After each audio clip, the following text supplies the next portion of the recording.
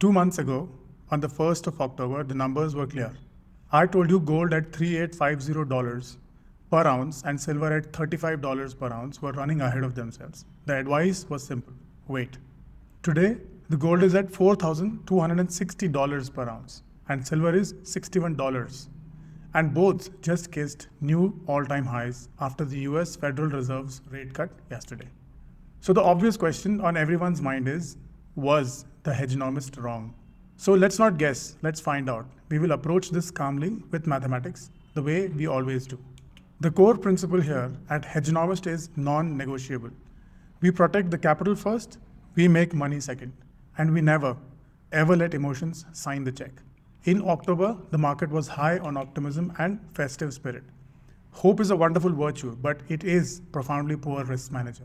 Today, however, the market is reacting to a cocktail of policy confusion and genuinely structural commodity shortages. That, my friends, is a completely different calculation. Let me give you 3 hard, non-negotiable facts that have changed the mathematical model since our last conversation. 1. The US Federal Reserve is driving blind.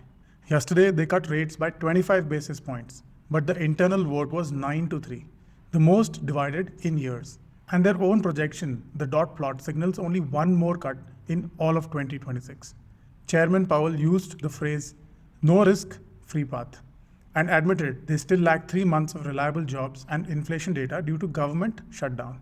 Simple translation: the world's most important central bank is navigating with a 6-month-old map.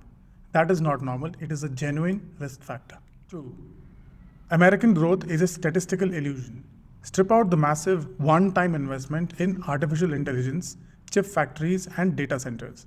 The capital expenditure, the real US GDP growth this year, collapses from plus 2% to effectively zero. Yet the Fed is forecasting a healthy 2.3% growth next year. The reality is this growth is narrow, is expensive, and is dependent on the balance sheets of perhaps 5 large technology companies. 3. Tariffs are here to stay, and the cost is incoming. Tariff barriers are no longer an election slogan. They are now entrenched policy.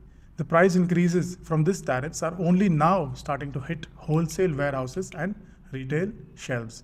The months of January, Feb, and March 2026 will show the real painful impact on consumer prices. Put these 3 facts together, and you arrive at a scenario where we have modeled with a 35 to 45% probability.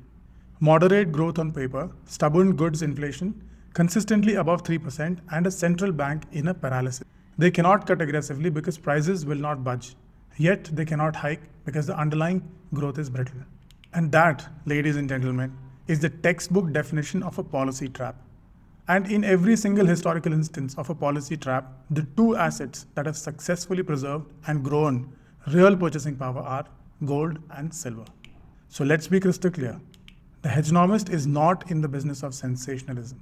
This is not a prediction that the world ends tomorrow. Markets, as we know, can remain irrational much longer than we can remain solvent. So if we use too much leverage, it might work against us. This is a probability game. We allocate based on the maths of probability and not the certainty of prediction. The current probability, weighted outcome is this: 55 to 60% chance that we muddle through.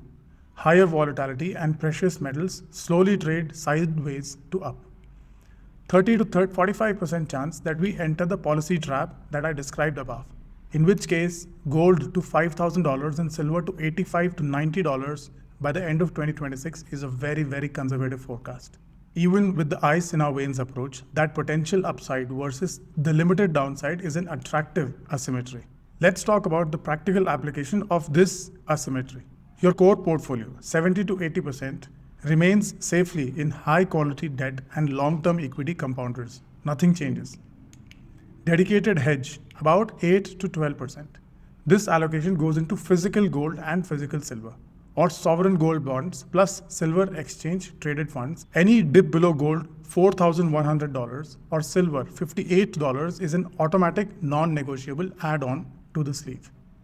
Crucially, no leverages, no futures, and no options. We are here to sleep well for the next decade, not to get rich by next Tuesday. My final thoughts. 2 months ago, my mathematical model clearly said wait. Today, the numbers and scenario have shifted. The waiting is over. Not because the prices are cheap, they are not, but because the risk of being unhedged is now mathematically higher than the risk of paying current prices. Capital preservation is not about being correct every single day. It is about building a shield so that a preventable structural disaster can never wipe us out. Gold and silver are not here to create excitement. They are a tool. They are an insurance. And right now, the annual premium on that crucial structural insurance looks remarkably market mathematically cheap. So thank you for watching. Stay calm, stay allocated, and let the probabilities work for us. If you like this video, subscribe. If you want to engage with us, please comment or email us. Until that time, see you the next time.